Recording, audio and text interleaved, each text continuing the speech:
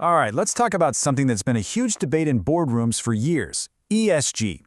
Focusing on environmental, social, and governance goals. Does doing all that good stuff actually help the bottom line, or is it just a really expensive distraction? I mean, this one question really gets to the heart of it all. It basically pits two completely different ways of thinking about business against each other. But what if we could actually settle this debate? Well, that's what's so cool about this. A brand new study from the Eurasian Business Review decided to stop arguing and just look at the hard data. And let me tell you, what they found is pretty eye-opening. So to really get what's at stake here, we got to understand these two big ideas that are basically in a tug of war for how companies should be run. Okay, in one corner, you've got what's called agency theory. This is the old school, classic view. You've probably heard economist Milton Friedman champion this one. The logic is super straightforward. A company's only job, its sole responsibility, is to make as much money as possible for its shareholders, period. Anything else, like spending on big environmental projects, that's just taking money out of the owner's pockets. And in the other corner, we have stakeholder theory. This is a totally different take. It says, whoa, hold on a minute. It's not just about the shareholders. A company has a responsibility to create value for everyone it touches. We're talking employees, customers, suppliers, the community, the whole shebang. The thinking here is that you can't have lasting success unless all those groups are on board and thriving. So there you have it. That's the big clash, right?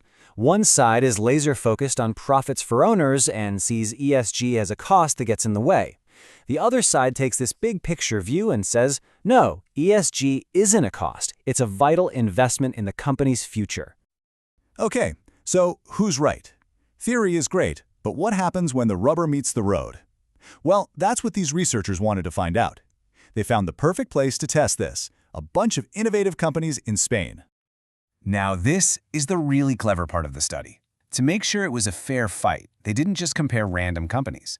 They took a group of firms that were all in on ESG, and then they used some pretty smart matching tech to find an almost identical group of twin companies that didn't prioritize ESG.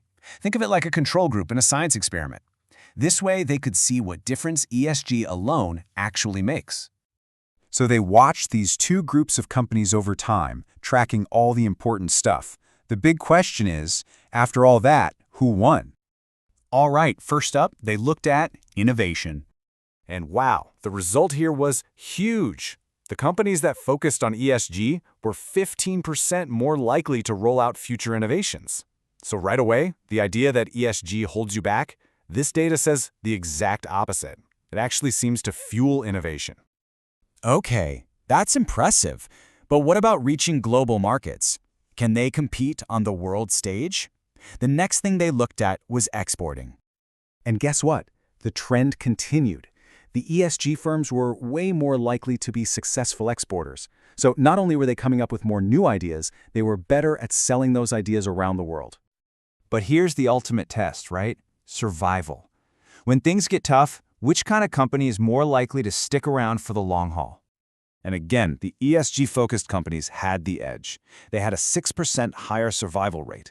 Now, that might not sound like a huge number, but in the brutal world of business, a 6% edge in survival is massive. It really suggests that this stakeholder focus isn't just some fluffy, nice-to-have thing. It actually makes a company stronger. Okay, so the data's pretty clear. It's pointing a big arrow at the ESG approach. But why? What's the secret sauce? What's actually happening inside these companies that makes them more innovative and tougher to kill? Well, the researchers think the answer is all about networks. They have this really cool explanation they call the Stakeholder Innovation Network. It's not magic. It's actually based on a pretty established idea called the social network theory of innovation. The gist is that big, game-changing ideas don't just pop out of a single genius's head in some isolated lab. No. Real innovation comes from people connecting and collaborating. And here's how it plays out, step by step. First, an ESG company, just by its very nature, is talking to way more people: customers, suppliers, community leaders, their own employees. Second, because they're having all these conversations, they're building this huge, diverse network of information. They're just hearing more from more different kinds of people. And that leads to step 3. That bigger pool of knowledge becomes this incredible engine for new ideas and for solving tough problems, and that is what makes them perform better and survive longer. So, let's bring it all home. What's the final takeaway for anyone running a business or investing in one? You know, the study sums it up beautifully. They say that when you prioritize all your stakeholders and back it up with real ESG actions, you actually boost your performance. This isn't about choosing between profits and principles.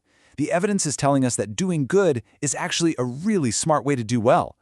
You see how this just completely flips the old argument on its head? It suggests the real business risk isn't about the money you spend on ESG. The real risk is the opportunity cost of ignoring it, missing out on all that innovation, that global reach, that resilience. So the question we're left with is, can your company really afford to fall behind? Can you afford not to do this?